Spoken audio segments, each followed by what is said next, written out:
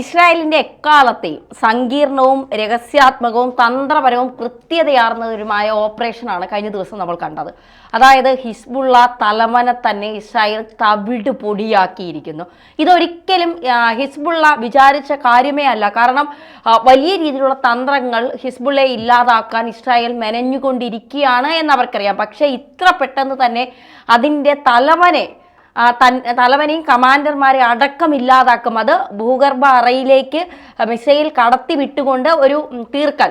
അത് നെതന്യാഹു തന്ത്രപരമായി അതിൽ ചുവടുകൾ വച്ചു, ഒന്നും പിഴയ്ക്കാതെ എല്ലാ ലൂപ്പോളുകളും അടച്ചുകൊണ്ട് എന്ന് തന്നെയല്ലേ നമുക്ക് പറയേണ്ടി വരുന്നത്. എങ്ങനെയായിരുന്നു ഈ നമ്മൾ മരണപ്പെട്ടു എന്നുള്ള വാർത്ത അല്ലെങ്കിൽ വധിച്ചു എന്നുള്ള വാർത്ത നമ്മൾ കഴിഞ്ഞ ദിവസം മുതൽ ചർച്ച ചെയ്യുന്നു. പക്ഷേ ഇതിൽ ഏറ്റവും പ്രധാനപ്പെട്ടത് ഇവരെ കബളിപ്പിച്ചുകൊണ്ടാണ് ഇവരെ കൊലപ്പെടുത്തിയത് എന്നുള്ളതാണ്. അതെങ്ങനെയായിരുന്നു? ഈ ഹസൻ നസറുള്ളയുടെ കൊലപാതകത്തോടുകൂടി ഹിസ്ബുള്ളയുടെ ഉച്ചയ്ക്ക് ഈ ഇസ്രായേൽ അടിച്ചു എന്ന് പറയാം. കാരണം അവരുടെ 32 വർഷമായി ഹിസ്ബുള്ളയെ നയിക്കുന്ന തലവനാണ് ഈ പറയുന്ന ഹസൻ നസറുള്ള. അപ്പോൾ അദ്ദേഹത്തിൻ്റെ നിർദ്ദേശാനുസരണം അനുസരിച്ച് ആ കാര്യങ്ങളെല്ലാം മുന്നോട്ട് പോയിക്കൊണ്ടിരിക്കുന്നത്. അപ്പോൾ ലെബനന് നേരെ ഇസ്രായേൽ ആക്രമണം നടത്തുമ്പോൾ കൃത്യമായിട്ട് ഇസ്രായേൽ മുന്നറിയിപ്പ് നൽകിയിരുന്നു, പൊതുജനങ്ങൾ അവിടെ നിന്ന് ഒഴിഞ്ഞു പോകണം, ഞങ്ങളുടെ ടാർഗറ്റ് എന്ന് പറയുന്നത് ഹിസ്ബുള്ള ഭീകരരാണ്, അപ്പോൾ അവർ ഞങ്ങൾ ആക്രമിക്കും, അപ്പോൾ നിങ്ങൾ അവിടെ ഉണ്ടാകാൻ പാടില്ല, നിങ്ങളെ മനുഷ്യ കവചമാക്കി വെച്ച് അവർ ഞങ്ങൾക്കെതിരെ ആക്രമണം നടത്തിയാൽ അതിൻ്റെ ദുരന്തഫലം നിങ്ങളും അനുഭവിക്കേണ്ടി വരും എന്നൊക്കെ പറഞ്ഞിട്ടാണ് ഈ യുദ്ധങ്ങൾ നടന്നുകൊണ്ടിരിക്കുന്നത്. ഇതിനിടയിലാണ് ന്യൂയോർക്കിൽ UN-ൻ്റെ വാർഷിക യോഗം നടക്കുന്നത്. അപ്പോൾ UN-ൻ്റെ വാർഷിക യോഗത്തിൽ പങ്കെടുക്കാനായിട്ട് നെതന്യാഹുവിന് പോകണം, സ്വാഭാവികമായിട്ടും ഇസ്രായേൽ പ്രധാനമന്ത്രി. അപ്പം നെതന്യാഹു പോകാൻ പോയപ്പോൾ തൻ്റെ സൈനിക മേധാവികളോട് ചോദിച്ചു, ഞാനിപ്പോൾ പോകണോ അതോ ഈ യുദ്ധം ഈ കൊടുമ്പിരിക്കൊണ്ടിരിക്കുന്ന സമയത്ത് ഞാൻ ഇവിടെ വേണ്ടതല്ലേ? അപ്പം ആർമിയിലെ ഉന്നത ഉദ്യോഗസ്ഥർ പറഞ്ഞു, വേണ്ട, പ്രധാനമന്ത്രിക്ക് പോകാം, പ്രൈം മിനിസ്റ്ററെ ഞങ്ങൾ ഈ പറയുന്ന ബാക്കിയുള്ള ഭീകരരെയൊക്കെ ട്രേസ് ചെയ്തുകൊണ്ടിരിക്കുകയാണ്, അവരെവിടെയാണെന്ന് കൃത്യമായ വിവരങ്ങൾ ലഭിച്ചില്ല, താങ്കൾക്ക് പോകാമെന്ന് പറഞ്ഞു. അങ്ങനെ നെതന്യാഹു ഈ പറയുന്ന UN-ൽ പങ്കെടുക്കാനായിട്ട് യോഗത്തിൽ പങ്കെടുക്കാൻ പോകുന്നു. ഈ സമയത്ത് ഇസ്രായേൽ കൃത്യമായ ആസൂത്രണം നടത്തുന്നു. ഈ ആസൂത്രണം എന്താണ്? ഇസ്രായേൽ ആക്രമണം നടത്തുന്നു എന്ന് മുന്നറിയിപ്പ് നൽകി. ഈ മുന്നറിയിപ്പ് നൽകുന്നത് ഈ അറബ് ഭാഷ അറിയാവുന്ന ഇസ്രായേലിലെ ഒരു സൈനികൻ തന്നെ നേരിട്ടാണ്. അപ്പം ഇസ്രായേലിലെ സൈനികൻ നേരിട്ട് അറബ് ഭാഷയൊക്കെ സംസാരിക്കുന്ന ആളെ കൊണ്ട് മുന്നറിയിപ്പ് നൽകുന്നു. കാരണം ഈ ലെബനനിലെ ആൾക്കാർക്ക് അറബ് മാത്രമല്ലേ അറിയത്തുള്ളൂ. അപ്പം ഉറുദു അറബും ഒക്കെ ഭാഷയിൽ മുന്നറിയിപ്പ് നൽകി. അതിൻ്റെ അടിസ്ഥാനത്തിൽ ജനങ്ങളെല്ലാം ഒഴിഞ്ഞുപോയി. അപ്പോൾ ജനങ്ങൾ ഒഴിഞ്ഞു പോകുമ്പോൾ സ്വാഭാവികമായും ഹിസ്ബുള്ളയുടെ നേതാക്കളെല്ലാം ബങ്കറിലായിരിക്കും കഴിയുക. അവർക്ക് പുറത്തിറങ്ങി പോകാൻ പറ്റില്ല. പുറത്തിറങ്ങി പോയാൽ ഈ ചാര ഉപഗ്രഹങ്ങളൊക്കെ വഴി കണ്ടെത്തും. അപ്പോൾ ഇവർ സേഫായിട്ട് ബങ്കറിൽ ഒളിച്ചിരിക്കുന്നു. അപ്പോൾ ബങ്കറിൽ ഒളിച്ചിരിക്കുമ്പോൾ ഉള്ള ഗുണം എന്ന് പറഞ്ഞാൽ ഏത് ആക്രമണത്തെ ബങ്കർ ചെറുക്കുമല്ലോ, അതാണ് ഇവരുടെ ധൈര്യം. അപ്പോൾ സ്വാഭാവികമായിട്ട് ഇവർ യോഗം കൂടുന്നു. യോഗം കൂടിക്കൊണ്ടിരിക്കുന്നതിന് ഉള്ളിൽ തന്നെ ഈ ഇസ്രായേലിൽ നിന്ന് വളരെ പെട്ടെന്ന് ഒരു മെസ്സേജ് ഇസ്രായേൽ പ്രധാനമന്ത്രിയെ നെതന്യാഹുവിന് ന്യൂയോർക്കിൽ കിട്ടുകയാണ്. അപ്പോൾ പറയുന്നു, ഞങ്ങൾ അവരുടെ തലവനായ ഈ ഹസൻ നസറുള്ള ഉള്ള സ്ഥലം ഏതാണ്ട് ഐഡൻറ്റിഫൈ ചെയ്തു. ഇന്ന സ്ഥലത്ത് ബങ്കറിലാണ് അവരുള്ളത്. ഈ സംഘടനയുടെ രണ്ടാമനെന്നറിയപ്പെടുന്ന ആൾ ഉൾപ്പെടെയുള്ളവർ അവിടെ യോഗം കൂടുന്നു എന്നാണ് പുറത്തു വരുന്ന വിവരം. എന്താണ് ചെയ്യേണ്ടത്? അപ്പോൾ ഈ നെതന്യാഹു അവിടെ നിന്ന് ഒറ്റ ഓർഡർ ഇട്ടു, ഡു ഇറ്റ്. ഇത് മാത്രമാണ് പറയുന്നത്. ഡു ഇറ്റ് എന്ന് പറയുമ്പോൾ അറ്റാക്ക് ചെയ്തോളാൻ. അപ്പോൾ ആ പ്രദേശത്തെ ജനങ്ങൾ മുഴുവൻ ഒഴിഞ്ഞുപോയി. കുറേ ഒഴിഞ്ഞ കെട്ടിടങ്ങൾ മാത്രമേ ഉള്ളൂ. ഈ കെട്ടിടങ്ങളുടെ അടിയിൽ ഭാഗത്താണ് ബങ്കർ. അപ്പോൾ ഇസ്രായേൽ അവിടെ ഉപയോഗിച്ചത് ഭൂഖണ്ഡാന്തര ഈ മിസൈൽ ഉപയോഗിക്കുന്നു. ആ മിസൈൽ തന്നെ എന്ന് പറഞ്ഞാൽ ബങ്കറുകൾ ഭേദിക്കാൻ കഴിവുള്ള ബാലിസ്റ്റിക് മിസൈലാണ്. എന്ന് പറഞ്ഞാൽ ഈ മിസൈൽ സാധാരണ വന്ന് പൊട്ടി വീഴുമ്പോൾ ഒക്കെ ചെയ്യുന്നത് ബിൽഡിങ്ങുകൾ പൊളിഞ്ഞു പോകും. എവിടെയാണോ ഈ മിസൈൽ വന്ന് വീഴുന്നത് അവിടുത്തെ ബിൽഡിങ്ങൊക്കെ പൊട്ടിപ്പോകുന്നു. അതുകൊണ്ടാണ് ചില ഭാഗങ്ങൾ വിള്ളൽ വീഴും, ചിലത് കുഴപ്പമില്ലാതെ നിൽക്കും. പക്ഷേ ഈ മിസൈലിൻ്റെ പ്രത്യേകത, ഇത് സാധാരണഗതിയിൽ ഭൂമിയിലേക്ക് വീണാൽ പൊട്ടില്ല. ഭൂമി തുളച്ചുള്ളിലേക്ക് ചെന്ന് ബങ്കറുള്ള ഭാഗത്തേക്ക് ചെന്നാൽ മാത്രമേ പൊട്ടുകയുള്ളൂ. അപ്പോൾ അത്തരം ഒരു മിസൈൽ ഇസ്രായേൽ യൂസ് ചെയ്യുകയും അവർ കണ്ടുപിടിച്ചനുസരിച്ച് ഈ ഹസൻ നസറുള്ള ഉൾപ്പെടെയുള്ളവർ യോഗം ചേരുന്ന ബങ്കറിന് സമീപത്തേക്ക് മിസൈൽ വിക്ഷേപിക്കുകയും ചെയ്തത്. ഈ മിസൈൽ നേരെ ഭൂമിയിലേക്ക് വന്ന് കുത്തി ഇറങ്ങിയതിന് ശേഷം ഇത് പൊട്ടിത്തെറിക്കുകയുമായിരുന്നു. അതോടുകൂടി ബങ്കർ മുഴുവൻ പൊട്ടിത്തെറിക്കുന്നു. എന്ന് പറഞ്ഞാൽ ബങ്കറിലുണ്ടായിരുന്ന ആയുധങ്ങൾ ഉൾപ്പെടെ പൊട്ടിത്തെറിച്ചു. അതാണ് ഇപ്പോൾ പുറത്തു വരുന്ന വാർത്ത അനുസരിച്ച് ബങ്കറിനുള്ളിൽ നിന്ന് തുടർച്ചയായി സ്ഫോടനങ്ങളുണ്ടായി. അപ്പോൾ ഈ മിസൈൽ ചെന്ന് വീഴുകയും ആ മിസൈൽ വീണതിൻ്റെ അടിസ്ഥാനത്തിൽ അവിടെ ഉണ്ടായിരുന്ന മറ്റ് ആയുധങ്ങളെല്ലാം പൊട്ടിത്തെറിക്കുകയും ചെയ്തു. എന്നിട്ടും ഈ ഹസൻ നസറുള്ള മരിച്ചു എന്ന വിവരം പുറത്തുവിടാൻ ഈ ഇസ്രായേലോ അല്ലെങ്കിൽ ഹിസ്ബുള്ളയോ തയ്യാറായില്ല. ഒടുവിൽ ഉച്ചയോടുകൂടി ഇസ്രായേൽ പറഞ്ഞു, ഞങ്ങൾ ഒടുവിൽ ഈ ഹസൻ നസറുള്ള എന്ന് പറയുന്ന ഭീകര നേതാവിനെ വധിച്ചിരിക്കുന്നു. 32 വർഷമായി ഇസ്രയേലിനെ ഭീഷണിപ്പെടുത്തിക്കൊണ്ടിരിക്കുന്ന ആളായിരുന്നു ഈ ഹസൻ നസറുള്ള എന്ന് പറഞ്ഞാൽ 1982-ലാണ് ഇറാന്റെ സഹായത്തോടെ ഹിസ്ബുള്ള രൂപീകരിക്കുന്നത്. ആ രൂപീകരണ കാലം മുതൽ ഇതിൻ്റെ നയപരിപാടികൾ ബാക്കിയുള്ള തന്ത്രങ്ങളെല്ലാം ആവിഷ്കരിക്കുന്നതിൽ നിർണായക പങ്ക് വഹിച്ചു.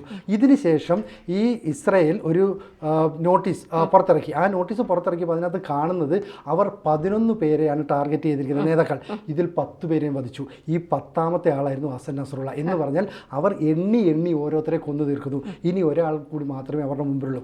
അയാളെയും ഏത് നിമിഷം വേണമെങ്കിലും കൊല്ലുമെന്നുള്ള കാര്യം ഉറപ്പാണ്. ഇപ്പൊ ഇതിന്റെ കൂടെ തന്നെ വന്ന ഒരു വാർത്ത എന്ന് പറഞ്ഞാൽ നമ്മുടെ ഇറാനിലെ പരമോന്നത നേതാവ് ആയത്തുള്ള അൽ ഖമേനിയെയും ഈ രഹസ്യ കേന്ദ്രത്തിലേക്ക് മാറ്റി. കാരണം ഇറാന്റെ ഒരു പിന്തുണയോട് കൂടിയാണല്ലോ ഹിസ്ബുള്ളയും ഹമാസും ഒക്കെ പ്രവർത്തിക്കുന്നത് ഇസ്രായേലിനെതിരെ. അപ്പൊ ഇത്തരത്തിലൊരു നീക്കം ഇനി ഒരാൾ കൂടി അവരുടെ ലിസ്റ്റിലുള്ളൂ എന്നാണ് പറയുന്നത്. അപ്പോൾ ഈ ഇറാനിലെ പരമോന്നത നേതാവിന് ഏതെങ്കിലും തരത്തിൽ ഇപ്പോൾ ഹിസ്ബുള്ളയെ കൊന്നതിൽ എന്തായാലും അവരാരും ഈ തീവ്രവാദി സംഘടനകളൊന്നും മിണ്ടാതിരിക്കില്ല എന്ന് നമുക്കറിയാം. അപ്പോൾ ഇവരുടെ ഭാഗത്ത് നിന്ന് എന്താകും എന്നുള്ളത് ഒരു ആകാംക്ഷ തന്നെയാണ്. മാത്രമല്ല ഒരു ഭയപ്പെടുത്തുന്ന കാര്യമാണ്. കാരണം തീവ്രവാദികൾക്ക് ഒന്നും നോക്കാനില്ല. അതുകൊണ്ട് അവർക്ക് ജനങ്ങളുടെ സുരക്ഷിതത്വം നോക്കണ്ട, രാജ്യത്തിന്റെ സുരക്ഷിതത്വം നോക്കണ്ട, അവരുടെ തലവനെയാണ് കൊന്നിരിക്കുന്നത്. അപ്പൊ അതിൽ ഭയാനകമായ ഒരു ദേഷ്യം അവരിൽ ഇപ്പൊ താഴെത്തട്ടിലുള്ള ചെറിയ ചെറിയ തീവ്രവാദികൾക്കാണെങ്കിലും തോന്നി തുടങ്ങും, ഇവരുടെ അണികൾക്കാണെങ്കിൽ പോലും. അപ്പോൾ ഇനി മുന്നോട്ടുള്ളത് എങ്ങനെയായിരിക്കും? അപ്പോൾ ഇറാൻ ഇതോടുകൂടി പേടിച്ചു. കാരണം ഇറാനാണ് എല്ലാ സഹായവും ഈ ലെബനനിലെ ഈ ഹിസ്ബുള്ള തീവ്രവാദികൾക്ക് നൽകുന്നത്. ആയുധങ്ങൾ ഷിപ്പുകളിലും വിമാനങ്ങളിലും എത്തിച്ചു. ആ സപ്ലൈ ബ്ലോക്ക് ചെയ്യുമെന്ന് ഇസ്രായേൽ നേരത്തെ പറഞ്ഞിരിക്കുന്നു. ഇനി അടുത്ത ലക്ഷ്യം ഇറാനെയാണോ എന്ന് അവർ പേടിക്കുന്നു. അതുകൊണ്ട് തന്നെ അവരുടെ ആത്മീയ ആചാര്യനായ അയത്തുള്ള അലി ഖമേനിയെ, 85 വയസ്സുണ്ട് അദ്ദേഹത്തിന്, അദ്ദേഹത്തെ സുരക്ഷിതമായ മറ്റൊരു കേന്ദ്രത്തിലേക്ക് മാറ്റി എന്ന് ഇറാൻ തന്നെ പ്രഖ്യാപിച്ചു. കാരണം ഇവിടെ വെച്ച് തന്നെയാണ് നേരത്തെ ഈ ഹിസ്ബുള്ളയുടെ മറ്റൊരു നേതാവിനെ ഈ മൊസാദിൻ്റെ നേതൃത്വത്തിൽ കൊല ചെയ്തത്. അതുകൊണ്ട് ഇനി അടുത്ത ലക്ഷ്യം ഇറാനെ തീർക്കുകയാണോ എന്ന് അവർ ഭയപ്പെടുന്നു. അപ്പോൾ ഹിസ്ബുള്ളയെ ഏതാണ്ട് പൂർണ്ണമായും ഭയപ്പെടുത്തി ഇല്ലാതാക്കി കഴിഞ്ഞു. അപ്പോൾ ഹമാസ്, ഹിസ്ബുള്ള, ഹൂത്തി ഈ 3 ഭീകര സംഘടനയും വളർത്തിക്കൊണ്ട് വന്നത് ഇറാനാണ്. അപ്പോൾ ഇറാൻ്റെ ആത്മീയ നേതാവായ അയത്തുള്ള അലി ഖമേനിക്ക് നേരെ കൂടി ഒരു ആക്രമണം ഇസ്രായേൽ നടത്തില്ല എന്ന് എങ്ങനെ വിശ്വസിക്കാൻ പറ്റും? അത് ഇറാൻ പേടിക്കുന്നുണ്ട്. അങ്ങനെ സംഭവിച്ചു കഴിഞ്ഞാൽ ഈ 3 ഭീകര സംഘടനകളെയും ഭൂമിയിൽ നിന്ന് തുടച്ചു മാറ്റി എന്ന ക്രെഡിറ്റ് ഈ പറയുന്ന നെതന്യാഹുവിന് എടുക്കാൻ പറ്റും. ഞാൻ നേരത്തെ പറഞ്ഞില്ലേ, ഡു ഇറ്റ് എന്ന് പറയുന്ന ഒരു ഉത്തരവിട്ടതിന് ശേഷം ഈ ആക്രമണം നടന്നു. ഈ ആക്രമണത്തിന് ശേഷം ഈ ഹസൻ നസറുള്ള കൊല്ലപ്പെട്ടു എന്ന് സ്ഥിരീകരിച്ചില്ല. പക്ഷേ സ്ഥിരീകരിക്കാതിരുന്നിട്ട് കൂടി ഈ UN സമ്മേളന സ്ഥലത്ത് നിന്ന് ആ സമ്മേളനം പൂർത്തിയാക്കുന്നതിന് മുമ്പ് തന്നെ നെതന്യാഹു നേരെ ഇസ്രായേലിലേക്ക് തിരിക്കുകയാണ്. അപ്പം നെതന്യാഹുവിന് കൃത്യമായ അറിയിപ്പ് കൊടുത്തു, ഞങ്ങൾ കൊന്നിട്ടുണ്ട് എന്ന് പറയും. അതുകൊണ്ട് അതിൻ്റെ സന്തോഷം കൊണ്ടായിരിക്കും, അല്ല ബാക്കി കാര്യങ്ങൾ ആലോചിക്കാനായിരിക്കും അദ്ദേഹം നേരെ തിരിച്ചു വരുന്നത്. ഈ തിരിച്ചു വരുന്ന സമയത്ത് ഹൂത്തികൾ ഈ ബാലിസ്റ്റിക് മിസൈൽ ഈ നെതന്യാഹുവിൻ്റെ വിമാനത്തിന് നേരെ തൊടുത്തു. അതായത് ടെല്ലവീവിൽ ഈ വിമാനം വന്നിറങ്ങുന്ന സമയത്ത് തന്നെ ആക്രമണം ഹൂത്തികൾ നടത്തി.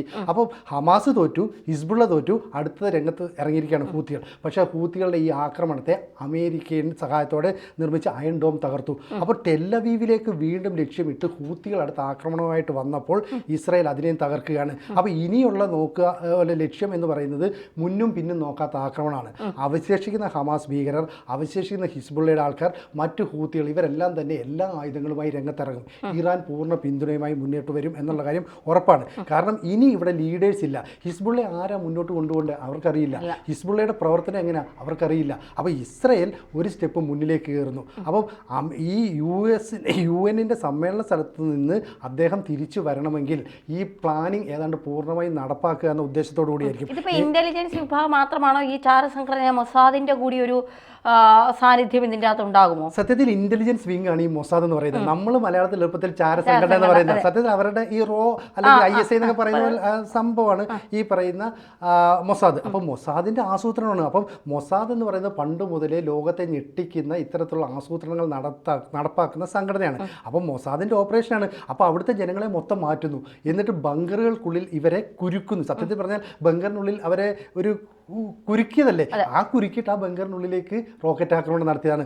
ഈ റോക്കറ്റിന്റെ പ്രത്യേകത ബങ്കറിനുള്ളിൽ ചെന്നിട്ടേ പൊട്ടിത്തെറിക്കുള്ളൂ. സാധാരണ അതിൽ ഭൂമിക്ക് മുകളിൽ വെച്ച് പൊട്ടിയാൽ ഇവർ ബങ്കറിനുള്ളിൽ സേഫാണ്. പക്ഷേ ബങ്കറിനുള്ളിൽ വെച്ച് പൊട്ടിത്തെറിച്ചതോടുകൂടി ഇവർക്ക് രക്ഷപ്പെടാൻ കഴിയില്ല. എന്ന് പറഞ്ഞാൽ ചിതറിയ ശരീരഭാഗങ്ങൾ മാത്രമേ കിട്ടുള്ളൂ. ഇപ്പോൾ ഹിസ്ബുള്ള സംബന്ധിച്ചു, ഞങ്ങളുടെ ചീഫ് അവരുടെ ജനറൽ സെക്രട്ടറി എന്നൊക്കെ പറയുന്ന പോലെ ഒരു പദവിയാണ് ഈ ഹസൻ നസറയ്ക്കുള്ളത്. അദ്ദേഹം മരിച്ചു എന്ന് ഹിസ്ബുള്ളയും ഔദ്യോഗികമായി അംഗീകരിച്ചിരിക്കുന്നു. അതോടുകൂടി ലോകത്തെ ഞെട്ടിക്കുന്ന രീതിയിൽ ഇസ്രയേൽ തങ്ങളുടെ ആക്രമണം മുന്നോട്ട് കൊണ്ടുപോകുന്നു. ഈ 11 നേതാക്കളെയും വധിച്ച് 10 നേതാക്കളെയും വധിച്ചു കഴിഞ്ഞു. ഇനി ഒരാൾ മാത്രമേ മുന്നിലുള്ളൂ. അയാളെ കൂടെ തീർത്തു കഴിഞ്ഞാൽ ഇസ്രയേൽ അവരുടെ ലക്ഷ്യത്തിൻ്റെ ഏതാണ്ട് 80% പൂർത്തിയാക്കി എന്നാണ് നമുക്ക് മനസ്സിലാക്കാൻ. 2003 ഒക്ടോബർ 7 തുടങ്ങിയതാണ് ഈ ഒരു യുദ്ധം. ഈ ലെബനിലേക്കുള്ള ഹിസ്ബുള്ളയുടെ കടന്നാക്രമണത്തെ തുടർന്നാണ് ഇപ്പോൾ ഇസ്രായേൽ ഇത്തരമൊരു ആക്രമണത്തിലേക്ക് തുനിഞ്ഞത്. അപ്പോൾ ഇനി എന്തായിരിക്കും ഇസ്രായേൽ മുന്നോട്ട് വെക്കുന്നത്? ഇപ്പോൾ ഏകദേശപ്പെട്ട തീവ്രവാദികളുടെ ഒക്കെ ഒരു പതനം, ഇവരെയൊക്കെ സഹായിക്കുന്ന ഇറാന് നേർക്കുള്ള ഒരു ഇസ്രായേലിന്റെ സമീപനം എങ്ങനെയായിരിക്കും? ഇനി ഇറാൻ എന്താ സംഭവിക്കുക എന്നുള്ളത് നമുക്ക് കാത്തിരുന്ന് കാരണം ഞാൻ നേരത്തെ പറഞ്ഞല്ലോ, ഹമാസിനെ വളർത്തി വലുതാക്കിയത്, ഹിസ്ബുള്ളയെ വളർത്തി വലുതാക്കിയത്, ഹൂത്തിയെ വളർത്തി വലുതാക്കിയതെല്ലാം ഇറാനാണ്. ഇറാൻ എന്ന് പറയുന്നത് ഷിയ മുസ്ലിങ്ങളുടെ രാജ്യമാണ്, മറ്റവരൊക്കെ സുന്നി മുസ്ലിം രാജ്യങ്ങളാണ്. അതുകൊണ്ട് തന്നെ ഇറാനെ മറ്റ് അറേബ്യൻ കൺട്രീസ് ഒന്നും പിന്തുണയ്ക്കില്ല. അപ്പോൾ ഇറാനാണ് ഈ ആസൂത്രണത്തിന് പിന്നിലെന്നുള്ള കാര്യം വ്യക്തമായി വരികയാണെങ്കിൽ ഇസ്രായേൽ കൃത്യമായിട്ട് ഇറാന് നേരെ ആക്രമണം നടത്തും. ഇറാൻ ഇതുവരെ പറഞ്ഞുകൊണ്ടിരിക്കുന്നത് ഞങ്ങളുടെ ഈ ആണവായുധം ഉണ്ടെന്നൊക്കെ പറഞ്ഞിട്ടാണ്. ഈ ആണവായുധം ഒന്നും വെച്ചുകൊണ്ട് ഞങ്ങളോട് കളിക്കാൻ വരരുത്. ഇറാൻ്റെ മുക്കും മൂലയും മൊസാദിന് കൃത്യമായിട്ട് അറിയാമെന്ന് ഈ പറയുന്ന നെതന്യാഹു മുന്നറിയിപ്പ് നൽകിയിട്ടുണ്ട്. എന്ന് പറഞ്ഞാൽ നിങ്ങളാണ് ആയുധം സപ്ലൈ ചെയ്യുന്നത് ഞങ്ങൾ തിരിച്ചറിഞ്ഞു, അത് ഞങ്ങൾ ബ്ലോക്ക് ചെയ്യും. നിങ്ങളാണ് ഹിസ്ബുള്ളയ്ക്ക് വേണ്ട പിന്തുണ നൽകുന്നത് ഞങ്ങൾ അറിഞ്ഞു, അത് ഞങ്ങൾ ബ്ലോക്ക് ചെയ്യും. ഇനി അടുത്ത ലക്ഷ്യം നിങ്ങൾക്കായിരിക്കും, നിങ്ങൾ സൂക്ഷിച്ചോളൂ എന്ന് പറഞ്ഞു. അതുകൊണ്ട് ഇറാൻ പേടിച്ചു. അതുകൊണ്ടാണ് ഇപ്പം ഈ പറയുന്ന ആയത്തുള്ള അലി ഖമീനിയെ മാറ്റുന്നു. പെഷസ്കിയാൻ എന്ന് പറയുന്ന നിലവിലെ പ്രസിഡന്റ് വന്നു വെച്ച് പറയുന്നു ഇപ്പോൾ ഈ ഇറാൻ ചെയ്തേക്കുന്ന യുദ്ധതന്ത്രങ്ങളുടെ ലംഘനമാണ്. യുദ്ധത്തിൽ അങ്ങനെ നിയമങ്ങളൊന്നുമില്ല. അപ്പോൾ യുദ്ധതന്ത്രങ്ങളുടെ ലംഘനമാണെന്ന് പറഞ്ഞാൽ ഇറാനെ പേടിപ്പിച്ചു എന്നല്ലേ അർത്ഥം. അപ്പം ലെബനനെ അതുപോലെ തന്നെ പലസ്തീനെ ഇപ്പോൾ ഒടുവിൽ ഇറാനെയും ഒരുപോലെ ഭയപ്പെടുത്തുന്ന രീതിയിൽ ഇസ്രായേൽ മുന്നേറുന്നു എന്നാണ് നമുക്ക് മനസ്സിലാകുന്നത്. തീർച്ചയായിട്ടും. അപ്പോൾ എന്തായാലും ഇറാൻ്റെ മേൽ എന്തായിരിക്കും ഇസ്രായേൽ നിലപാടെടുക്കുന്നത് ഏതാണ്ട് മണിക്കൂറുകൾക്കുള്ളിൽ തന്നെ നമുക്കറിയാമെന്ന് പ്രതീക്ഷിക്കാം. അതെ, തീർച്ചയായിട്ടും.